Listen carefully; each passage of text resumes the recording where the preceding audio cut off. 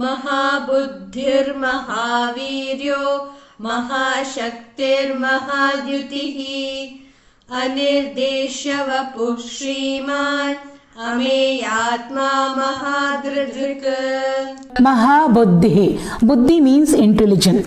Somewhere earlier also we had seen the same meaning, different name of the Lord.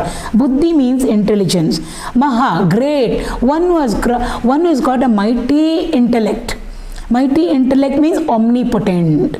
He knows what is happening everywhere. The knowing principle in each and every one of us, which knows everything. It knows not only, we say if a person is knowledgeable, we say Jnanavan. If a person is wise, we say Buddhivan. That is objective knowledge. She knows so many things, therefore she is full of knowledge. She is able to function in the world wisely, wisdom is there, we say Buddhiman. But this is even beyond that. That intelligence that is there in our intellect. Bhagavan says, Buddhir buddhimatam asmi in the 7th chapter of the Gita. In all intellects, I am the intelligence. So all that IQ, SQ, whatever we have, it is not ours at all. The brain is there, grey matter is there, white matter is also there. But if Bhagavan is not sitting in it, and gracing it to function, for the brain to function, we won't be able to register anything at all. No knowledge, therefore no wisdom. In that sense. So we are not talking about it. Therefore there he says, I am the intelligence in the intellect. All of us have intelligence. Animals have, plants have their own intelligence level. Human beings, of course we have. All intelligences put together, Maha intelligence, mighty intellect must be his. Why? Because he is functioning in each and every one of us, in every animal, in every plant, in everything he is functioning. And of course in us also he is functioning. Therefore he is called as Mahābuddhi. But if we go a little behind that, it means the one, that supreme-most person, the entity which is functioning just behind our intellect. If the intellect has to function, if our brain has to function, something must be there behind it. If the bulb is functioning, whatever light it gives out, 0 candle or 100 candle, blue light or red light, if it is on continuously or it goes into on and off mode, twinkling, on and off bulb, whatever it be, if the electricity is not there behind it, it can't function. So it's like that. So therefore electricity is saying, I am the light behind all bulbs, whether it is 0 candle, 100 candle, blue light, red light, constant light, steady light, or on and off flickering light, anything, but I am the light. Because without electricity, no bulbs can function. Similarly, without him, the supreme-most intelligence functioning in us, just behind our body, mind and intellect, we won't be able to do anything at all. Even the greatest of scientists, once Bhagavan leaves, 2 plus 2 is equal to, they won't be able to answer. But when Einstein was living, he is the one who has given to us so many theories. Theory of relativity, all those things. But when Bhagavan was functioning in him, the life principle, the consciousness makes its exit through the physical body, it just collapses. The same brain is there. I think they preserved the brain also. But it can't do anything now. In that sense, Mahābuddhi. He is the intelligence behind all intelligent thoughts, intelligent desires, intelligent activities. Therefore, none of us can take credit for anything. If we are intelligent, if something good has come out of us, Bhagavan. It's because of him. Mahābuddhi, Mahāvīryā. Just now we have seen Mahābalaha, Veeratva. It includes might, it includes strength, it includes valor, it includes courage. Because look at the Rakshasas who are there. Anybody else, anybody would have run away. But Bhagavan stood facing them all. And then not only stood facing them all, he sure defeated them all. So what must be his virya? All the heroes. We are not talking the silver screen heroes over here. The great warriors who are there, who have engaged themselves in battle, and then they fought for the country, fought for our freedom. We call them all as veeras. All of them put together. What was it that was there in them, because of which we call them as heroes, war heroes? That veeratva behind everything and every being, that bala, that strength, from a blade of grass onwards. We can't pluck a blade of grass by the root, we can only break it. It's so small, it's so delicate, so fragile, soft it is, most insignificant we feel in Bhagavan's creation, but we use it for Ganapati Puja, Durva grass. So small it is. Bhagavan says nothing in creation is insignificant. All of them have a purpose to serve. Anything that the Lord has created can never be purposeless, useless. Therefore, for the Pratama Puja, Ganesha is Pratama Pujita. For him we use it. This small tiny little blade of grass. And that grass is capable of cutting off or warding off all negative energies, including nuclear energy. The most powerful vibrations. It can cut it off. The smaller it looks, greater its power. It's always not that greater only has got more power or big only has got more power. Sometimes it's ulta. Smaller, more power. Molecular energy. Atom, smaller. Atomic energy is more powerful. Smaller than the atom is nucleus. Nuclear energy. Very, very powerful. We know that. Nuclear energy can do more damage than atomic energy. We know that. Smaller it is. So, gross to subtle. Mahāvīryā. Bhagavan. So, what is it that is functioning in all kingdoms, all groups, wherein we see a manifestation of courage, valor, strength, might, everything, it is all Bhagavan's. Therefore, we call him as Mahāvīryā. And also dynamism included in Veeratva. If dynamism is not there, we won't be able to register the heroism of that person. There is movement there. There is dynamism over there. Maha Utsaha, all of them go together. That's why they all come together. Mahāvīryā, Mahāshakti, same. Shakti means strength. Mighty, great strength. He is all powerful. His Shakti. He is called a Shakta. And he is wedded to Shakti. The masculine part and the feminine. We are not talking man, woman over here. Both of them have to be together. Only then we can have Nama, Rupa, Guna, Kriya, Jagat. Shakta is there. Shakti also is there. Ardhanarishwara Tattva is this. There is a Ardhanarishwara Stotra by Adi Shankara. Shiva he calls Shakta. The same word Nama uses for the feminine part. Shive or Shiva Dirgha over there. Same Nama for both of them. Shiva and little bit Shive we make it, or a Dirgha Shiva. Shiva means the feminine part of Shiva. So Shakta is there, Shakti is there, both of them have to come together for the Nama, Rupa, Guna, Kriya, Jagat, the world of things and beings. He represents potential energy. She represents kinetic energy. He represents stillness. She represents dynamism. Both of them very beautiful. That whole stotra is extremely scientific. So Mahashakti, he is the one, we call her also as Maya. My Maya Shakti. Daivi Hesha Gunamayi Mama Maya Dhuratya. Bhagavan says in the 7th chapter. She is my divine power. Divine word he uses. Daivi. Why? She is me. She is a part of me. Therefore she is divine. She is my Shakti. I use her. But he is not Adhina to her.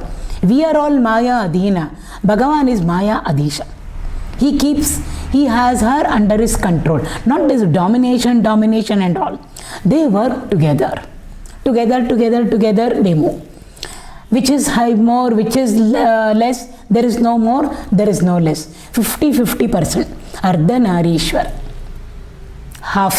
Right side is the Shakta part, the left side is the Shakti part over there.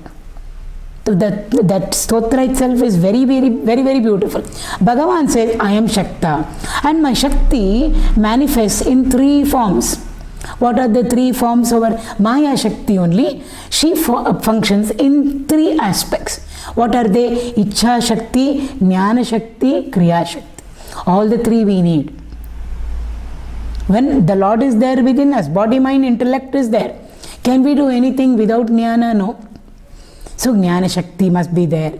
The power of knowledge should be there in us. That is presided over by Jnana Shakti. Then comes Ichha Shakti, the power of desiring. The power of desiring properly. If we have wrong desires, we know what will happen to us. So therefore the power of willing, wishing, desiring. Desire means I will. The power of willing and wishing. That can also come first. For knowledge, I will, I want knowledge. So Ichha Shakti first. Then they are together. So which is first, which is second is insignificant. Ichha Shakti, the power of willing, wishing, desiring. Then comes Kriya Shakti, the power of motivation. The power behind all our activity. Maha Utsaha, Mahavirya, Mahabalaha. All the 3 must be there with us, with him. So he Shakta is wedded to these 3 Shaktis. Jnana Shakti, Ichha Shakti, Kriya Shakti. Dasharatha in Ayodhya, a Yuddha state, no conflict state, means the state of mukti or enlightenment. There is a person, an entity. What is his name? Dasharatha. Dasha means 10. All 5 organs of perception, Jnanendriyas, all 5 organs of action, Karmendriyas, 5 plus 5, all in the Ratha, in the body chariot, well under control, is called Dasharatha. Highly disciplined spiritual person. He has got 3 wives.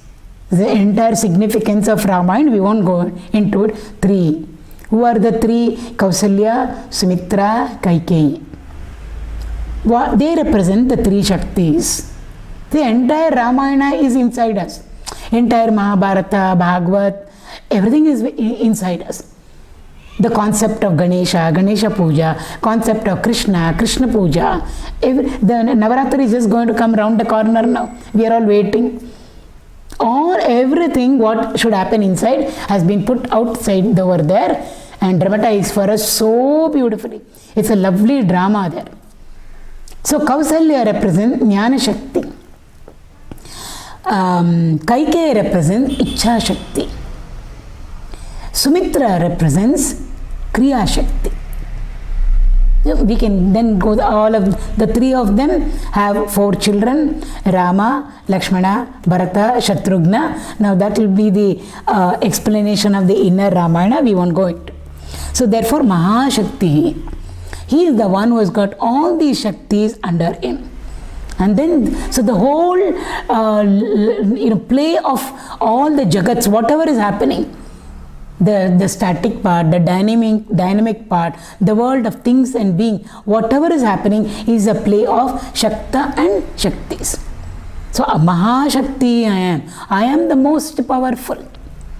Without him, we are told, a blade of grass cannot even shake. Blade of grass, even if we do oof, it will shake, so light. But even a blade of grass cannot shake without his willing. He is the mighty power. Behind that also he is the Shakti. He is the Shakti which is propelling and controlling the entire solar system also. Mahashakti, Mahādyutiḥ. Dyuti means splendid. Actually it means light, brilliance, beauty. In English we have to use so many words. But in Sanskrit only one word, Dyuti. It doesn't mean only physical outer beauty. It represents inner beauty also. Dyuti, brilliance. Brilliance of what? Brilliance of the inner personality. Outside we say physical beauty. Sundaratva we say. Satyam, Shivam, Sundaram. But that beauty which is there in a person within, we say that beauty is called as Dyuti. There is a glow in the person's face, we say. I can see the aura in that person. He or she looks so divine. What are we talking about? There is no on bulb over there. It is Dyuti we are talking about. Of a simple thing like a flower which has opened up. It's glow, so beautiful. Look at the shine. Look at the glow, we say. There is no bulb over there. But something comes and hits us. The pink color or the red color or the yellow color of that particular rose. It can be anything. The green leaf. The green comes and hits us. Shining, shining green leaf. Something very splendid. Something which is glowing without light. What we mean as light. There is an aura, there is a tejas, there is a divinity over there, which makes us feel wow, which makes us sit back and wonder. That is what we are talking about. If small things can arrest us and captivate us and make us freeze, all of them put together, can we imagine that Mahadyuti? We can't even describe it. Next word, anirdēśyavapuḥ. I'm putting that also together. Can we describe it? Can it be defined? Can it be described? Can it be explained out? It can't be explained out. Why? First of all, it is beyond name, form, attributes and activity. Nama, Rupa, Guna, Kriya. But when that ultimate reality takes up a form, Rama Avatara, Krishna Avatara, or when it comes as Tripura Sundari, Lalita, Lalitamba, whom we are going to worship in the Navaratri, or like Ganesha, Sri Mahaganapati, it can be he form or it can be a she form over there. It's so captivating, it's so arresting. What all names are captivating and arresting. The form is so captivating and arresting. The quality is over there. First of all, the form itself, how the form is, what the form means. It's so engrossing. We sit over there with eyes open and mouth open. I never knew this is what the form meant. I never knew this is what the name meant. I never knew this is what these qualities associated with Rama or Shiva or Krishna or Ganapati meant. We all, very nicely did puja to him. That's it. Modaka every day was there. It was there yesterday. But what did it mean? What does the modaka mean in his hand? Why is he attached to it? Then he is stuck like all of us. At least we do modaka once in a way. He's constantly got 24 into 7, 365 days modaka in his hand. Look at his attachment. We are better off. Look at him, he's so fat. And the vehicle that he has got, poor little Moshaka, how much it must be paining him. What does that Moshaka mean? Small Moshaka mean who carries this large bellied Ganapati. This is what is called anirdēśyavapuḥ. Can't define, can't describe at all. But when it takes on a form, it makes us all spellbound. It's that amongst the Navarasas, it is Adbhuta Rasaundi. Krishna was like that. So captivating, can't even explain, describe him. We are to this small little incident. We are to Vrindavan, he was there. So now everywhere, all the people heard about him. Krishna is there in Vrindavan, he is like this, he is like that, arresting beauty, captivating. The whole of nature, is still when he is there. Everyone wants to keep on seeing him. How beautiful he must be. So all the maids, women, young women in the other villages also were wondering at this indescribable beauty. Mahādyuti wanted to see him. Then it so happened that one girl from the other village got married to a Gopalaka of Vrindavan and came over here. So she was very happy. Now I can see Krishna because I have come to Vrindavan. So she is waiting to see Krishna. She is there in her mother-in-law's house, her husband's house. So one day, now there was no electricity those days, so the mother-in-law told her, take this wick which is dipped in oil. They've already lighted up the lamp in the neighbor's house. I can see the light. Go and light up this wick and bring the wick back so that we can place it in our diya lamp and then light up everything. She sent the daughter-in-law to the next house. She went with the wick in her hand, the oil dipped wick in her hand, to the neighbor's house. She said, come back quickly, new daughter-in-law, we don't know what all gossip will happen. So she went, and then she went, asked permission. She was having the oil wick in her hand. She went up to the lighted lamp and she was lighting it up, lighting up the oil wick that was there in her hand. Somebody said, Krishna is at the door. She turned. These are all little incidents that we hear from the platform of Bhagavad Saptahas. So she just turned. At the threshold was Krishna. She was, like children play statue. She completely got lost in that beauty. Mahādridhṛk, anirdēśyavapuḥ. So many other words were also there explaining his beauty. She had heard, maybe she also had a picture of what he must be like. But the moment she saw him, she froze over there. She completely lost consciousness. Krishna stood there smiling. She was gazing at him without even batting her, winking. Eyelids froze there.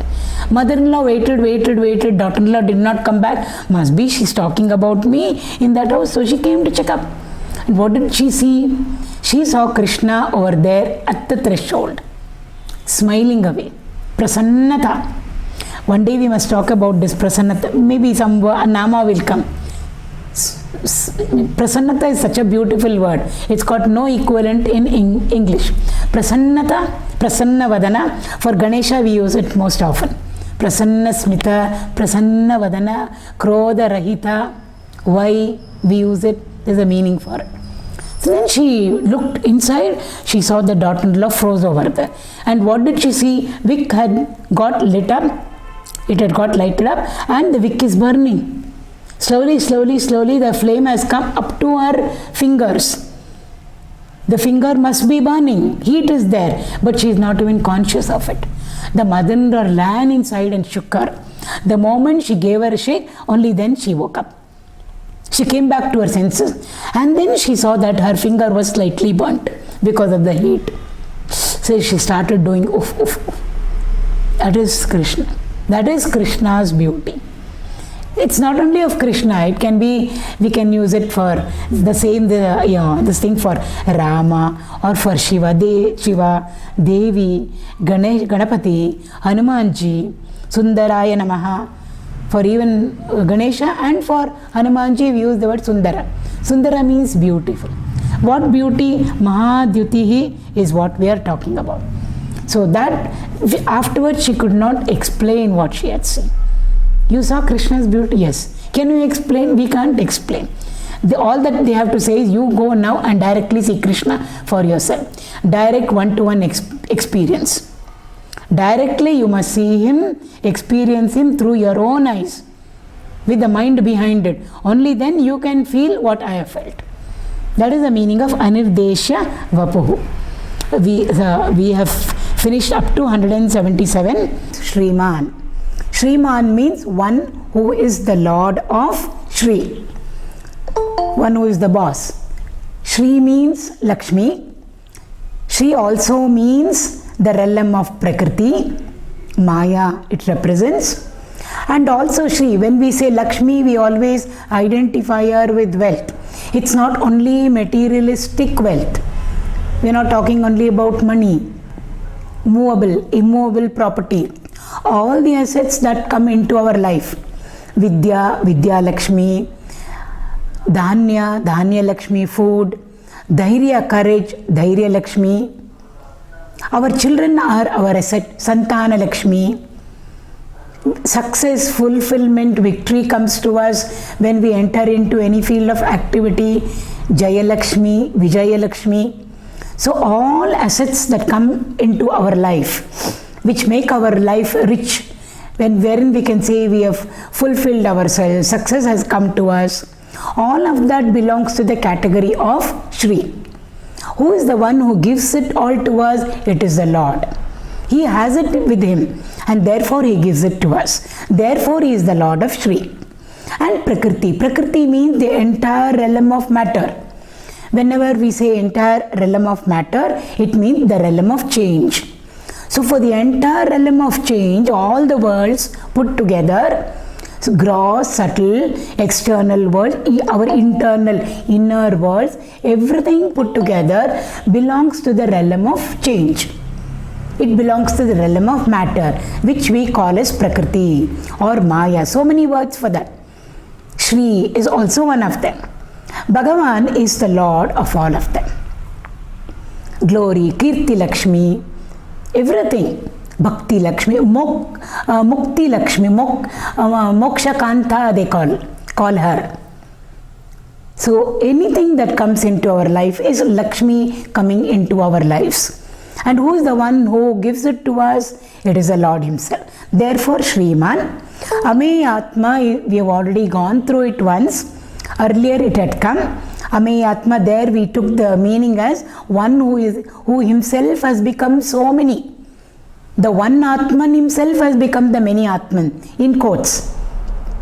Because it's not a division where one becomes 100 and therefore 100 small bits. When we add up, it will become one bit. It's not like that at all. Even though the Lord becomes so many, he is there dwelling in each one of us as the Atman. In none of us he is less, in none of us he is more. He is equally available in all things, in all beings, and of course in all of us living beings. That we had already gone through last time. Right in the beginning I had told you all that Madhvacharya says that there are 100 minimum 100 meanings for every nama. We are just going through only one or two of them.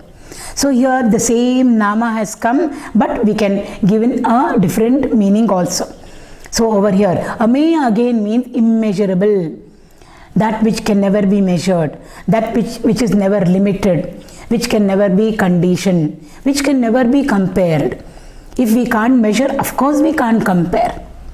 So Ameyatma means one who is of the essence of the incomparable. We can't compare him to anything. Whenever we compare things or whenever we compare people, we always take comparable people and compare. Comparable things and compare. But Bhagavan is a factor. The ultimate reality is an essence. Whether we take Saguna or whether we take Nirguna, it doesn't matter. Whom we can never liken to anything, any being, compare to anybody. He is so unique. It's like one.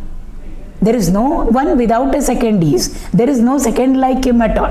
In that sense, Ameyatma. The last nama of this stanza is mahādridhṛk. Dhrika means the. Whenever dharana comes, it means support. So dhrika means one who supports. That is why Dharani name over there for Mother Earth. Why? She supports all of us. She supports mountains, rivers, everything she supports. Therefore we call dharana she does. Therefore we call her as Dharani, Mother Earth. So Dhrk means one who supports. What did he support? Over here it is Mahādri. Maha means great. Adri means mountain. Himadri, Sheshadri, Neeladri, Anjanadri. In Tirupati all those hills have got different names. Sahyadri. So Adri means mountain. Maha means great. One who supported the great mountain. Which mountain did Bhagavan support over here?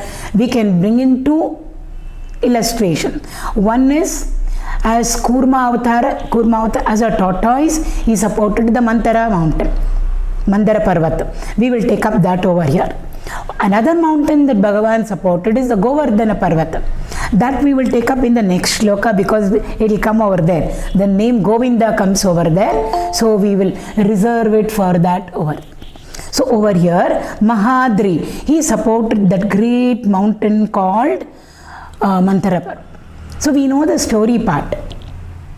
Amrita had to be churned out of the milk ocean. Therefore, it was a huge ocean. Therefore, they needed a big churning rod.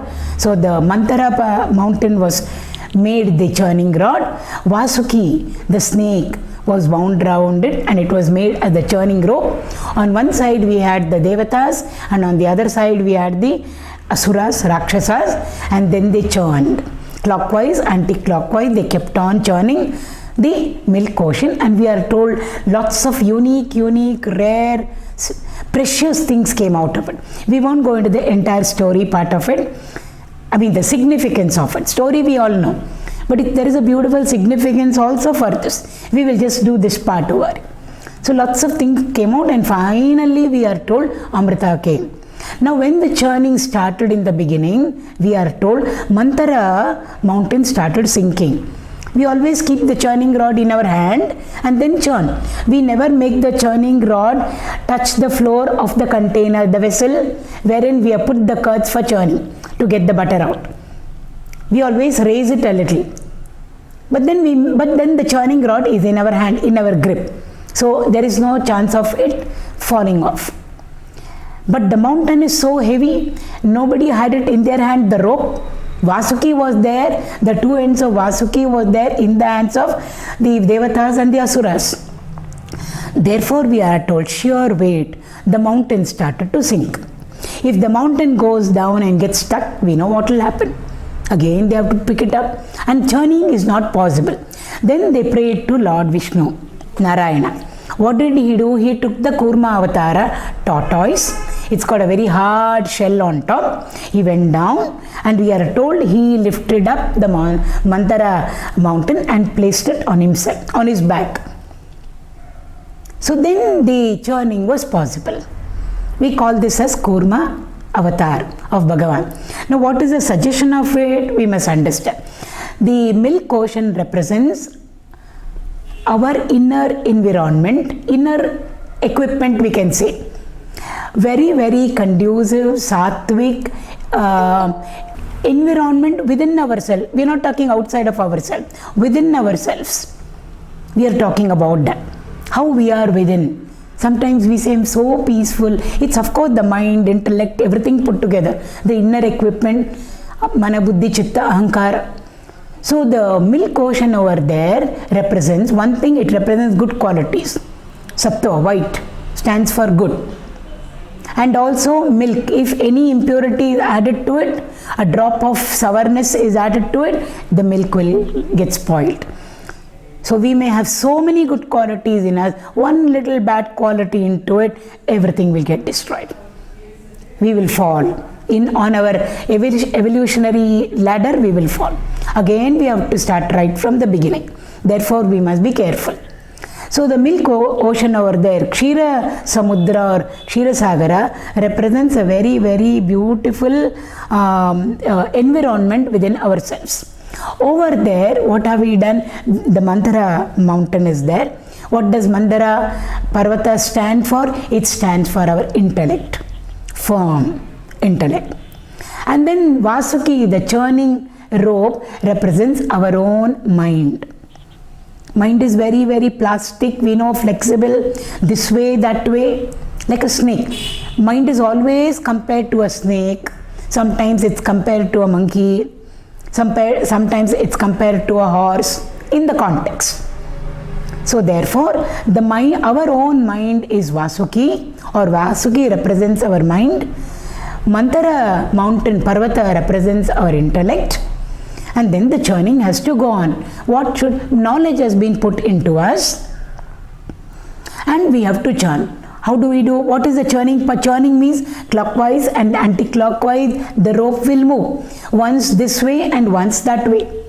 We pull one end of the rope, so the churning rod will move in one particular direction. When we move the other end of the rope, the churning rod will move in the opposite direction. So clockwise, anti-clockwise is what happens over there. That clockwise and anti-clockwise represents for us Shravana and Manana. First put everything into us, the knowledge, information, bits, data. by directly listening to the teacher, then reading it, but then still it is not a part of us. We know butter is there in the milk, in the curds, but still it has not yet come out. For that we have to churn. Therefore the manana part. So we listen and then we reflect on it. We listen and then we reflect on it. And when we are doing that, doubts will come up. We clarify the doubts. We get the doubts clarified. Again we listen to the next part of the lesson. Next bit of information, knowledge, and again we do consistently manana. So consistently Shravana and manana, listening and reflection, represent the churning part, clockwise and anti-clockwise. When we are doing this, sometimes the mantra Parvata sings, we are told. Sometimes when it sings, even the snake will go down along with it, because the snake is round the mountain. So the mind and the intellect sometimes becomes fatigued. How many years I have been listening? How many years I have been doing reflection? I tried doing japa. I tried doing contemplation. Nothing happened.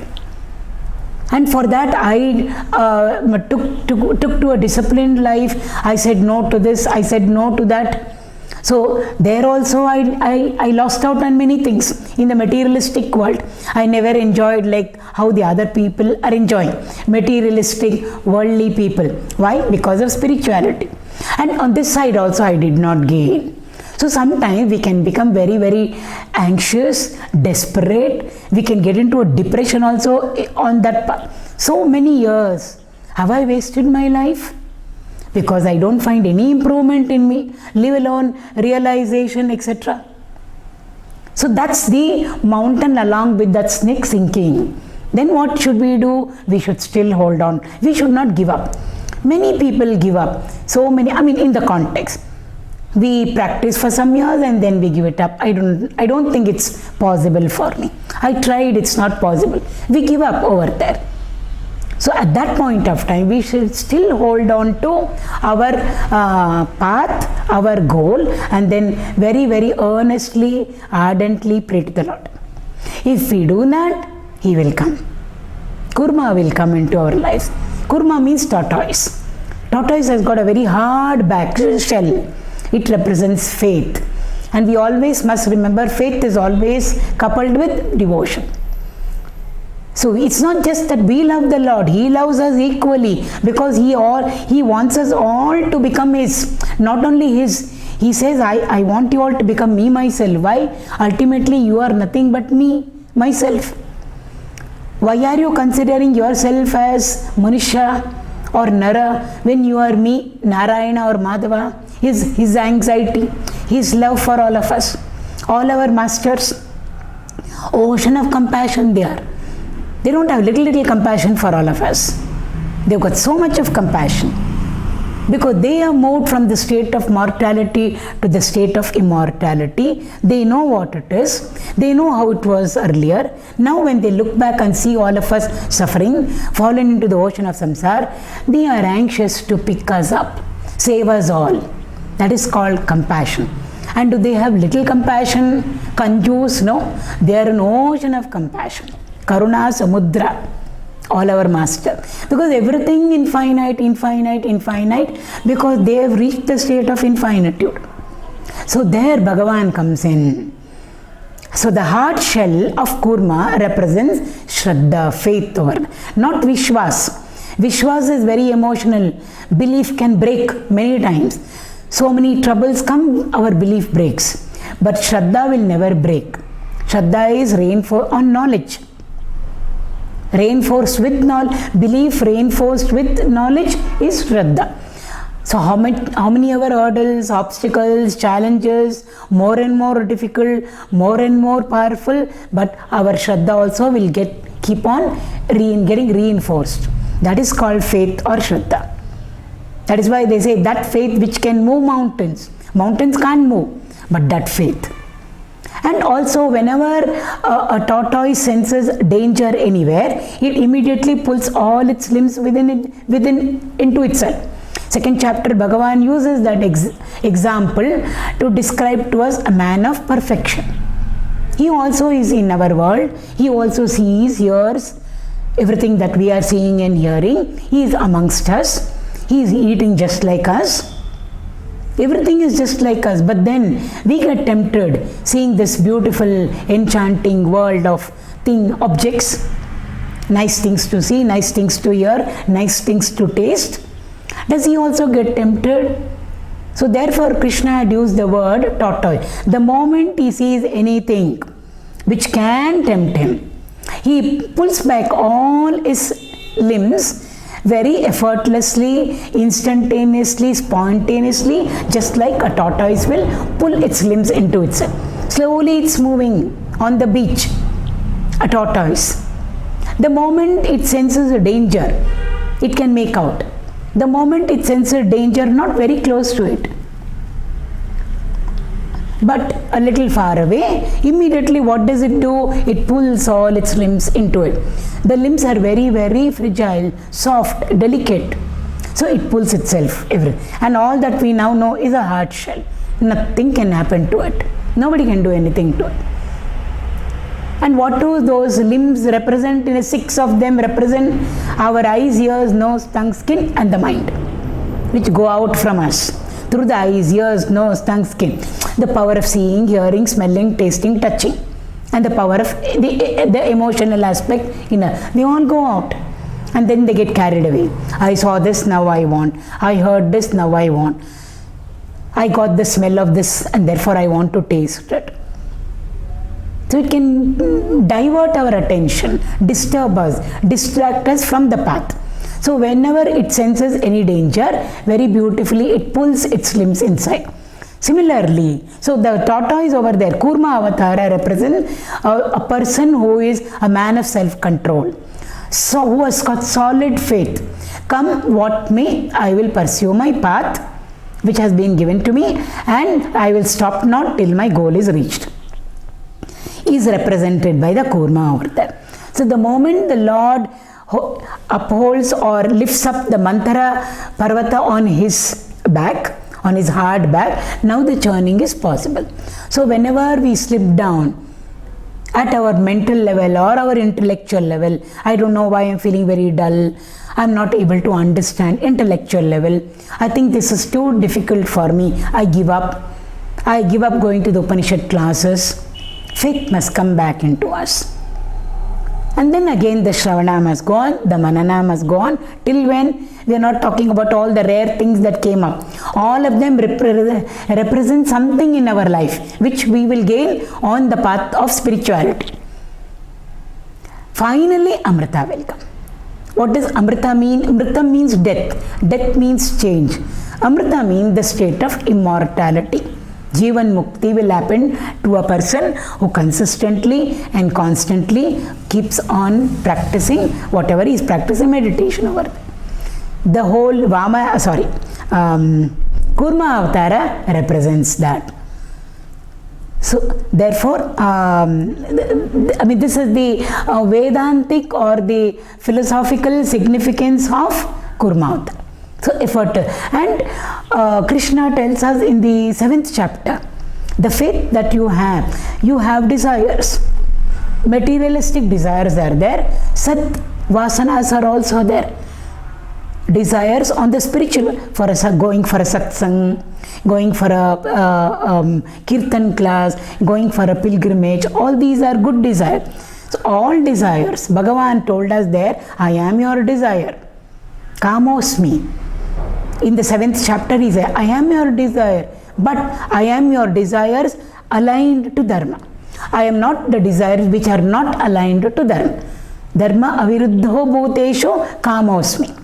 So desire he is. And then when we enter into the field of activity to fulfill our desires, Bhagavan says over there, you have to do it with faith. Without faith in us, we can't put one step forward. And there has to be a liking, love for it, bhakti there. We don't use the word bhakti for materialistic goals, but generally. So therefore he says, without faith you can't do anything. We can't even put one step forward unless and until we have faith in ourselves that we can walk. We can stand properly and put one foot forward without collapsing. So we are mechanically doing many things, but there is a faith aspect in all of us, making us move forward and up higher also. Bhagavan says, that faith that is there in you, I am. I give you the faith. And when you consistently pursue your path or follow the path, I reinforce it also for you. In the 7th chapter he says. That is what Kurma stands for. I reinforce it for you. So more and more for faith, because we want to reach that goal which is very, very far away from all of us. We have kept a very high goal in our lives. So I need to draw from myself that faith aspect. Where will it come from? It will come from the Lord only. So that's the philosophical significance of this Kurma Avtara mahādridhṛk. Govardhana also Bhagavan lifts it up. We will take it up when we do the next sloka.